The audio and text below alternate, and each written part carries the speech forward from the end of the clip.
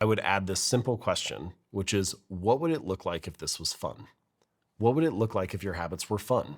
Like the most common New Year's resolution is to do some form of exercise. So, I feel like a lot of people are going to the gym in January because they feel like they should go to the gym or our society wants them to go to the gym, or there's some kind of social pressure to go to the gym. If we were to come up with a list of what it means to be active and fit, and healthy, we could come up with a long list of things. We could kayak, rock climb, do yoga, Pilates, whatever.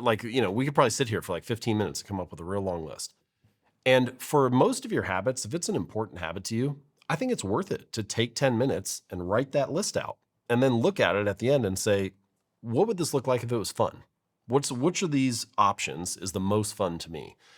And that doesn't mean that your habits will be like the most fun thing that you do each day, but it does mean that pretty much any habit can be more fun than the default, so you might as well take a little bit of time to figure out what is the fun version of this.